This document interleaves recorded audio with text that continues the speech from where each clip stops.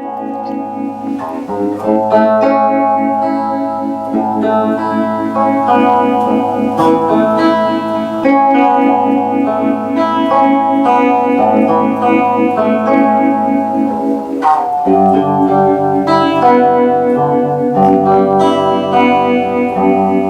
does sound better with this, right? It does. Even the most noodly of noodles can sound atmospheric and Floydian. Hello! Welcome to, well actually this is Dan's place, not even my studio. And this is not even my guitar, but we're going to do a special today on the wonderful effect that is the ResleyTone RT18 circuit. And I'm very lucky to have the opportunity to do this video because we have two RT18s here. One was once owned by my good self and now sold it to the very lucky Dan, who is a good friend of mine, and he uses this one with his Fender Rhodes and guitars, I believe, and I've just picked up this one because I had Dan envy. Because he has such spectacular kit and makes stuff sound so good, and I just thought, well look, it was a long time since I've had this pedal and I really wanted one basically. So I managed to find one for a ridiculous or slightly sub-ridiculous price.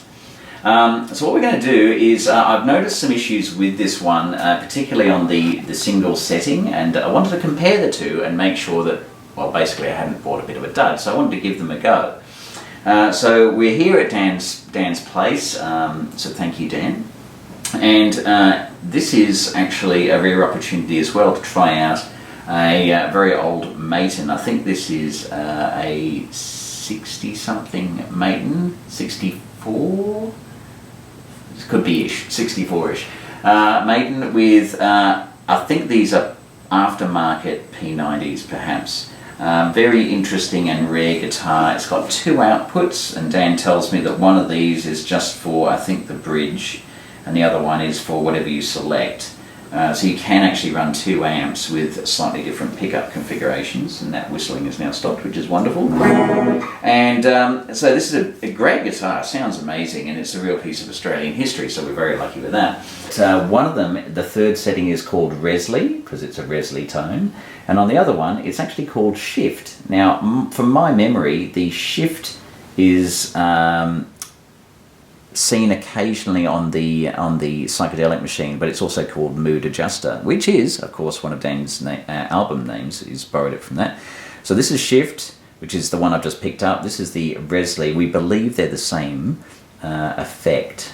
Both of them have the tremolo and the vibrato, and the same names underneath: volume, variation, intensity, and repeat time. The inputs or outputs are on the front. There's basically a bypass.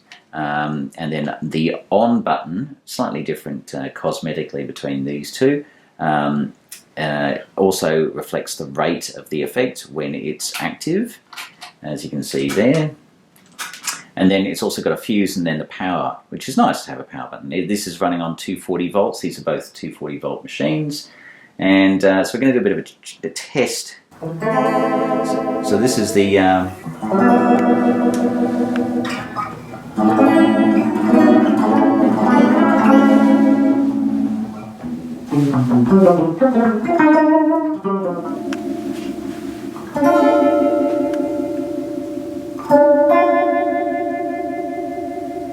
I actually think it's slightly less intense than the other one.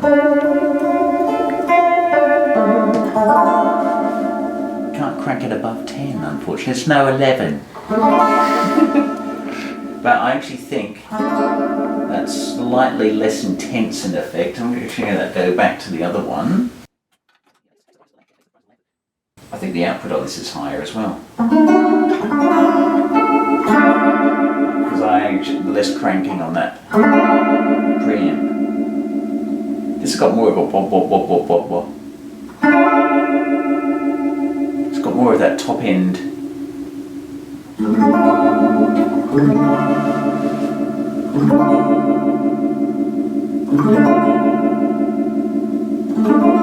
I'm actually going to go down to the single setting. Beautiful, nice clicking knobs. The actual quality of this gear, made in Japan, fantastic, love it.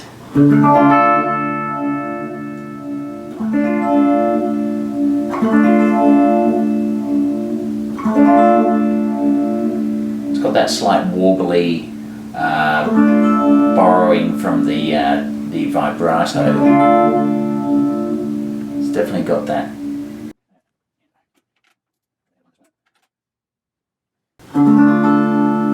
And this is not giving any effect at all. In fact, this is actually the problem I observed. So if we go back to 1 or 2 or half, and then go back here,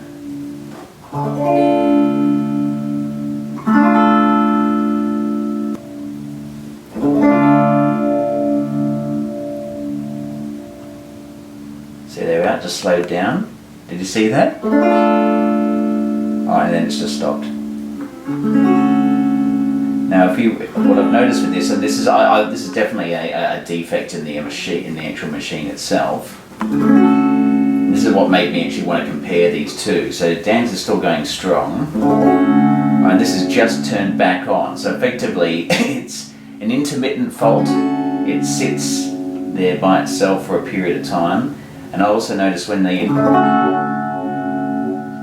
intensity is turned up, the light doesn't go as off or as deep.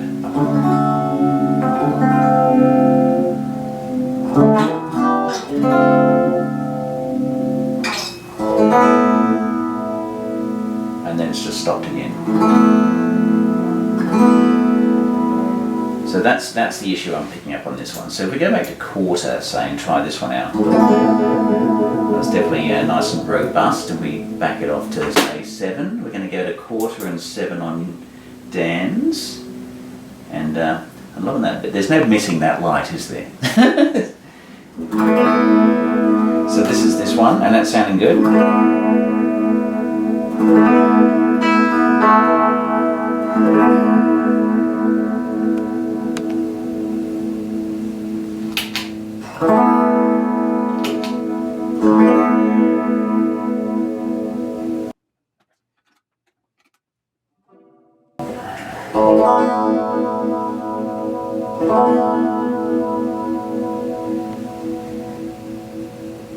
I think this is going faster on that setting.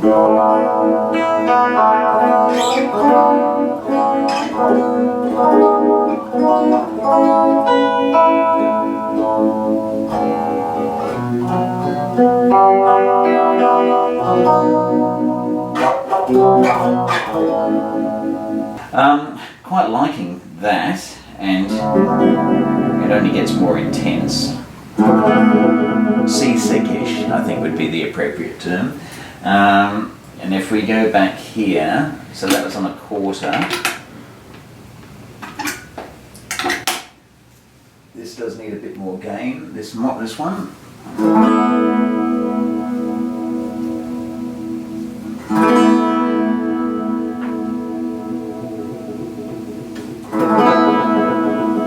I think it's a bit more subtle on the high end.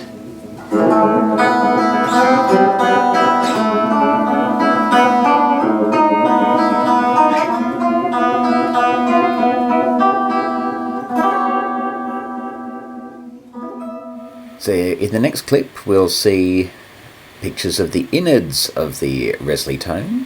That's mine on the right, and on the left is Andrew's.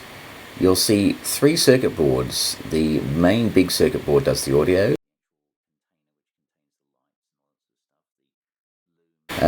The little different coloured circuit board on the top right there is driving the light, and then underneath it is the small board that provides the power.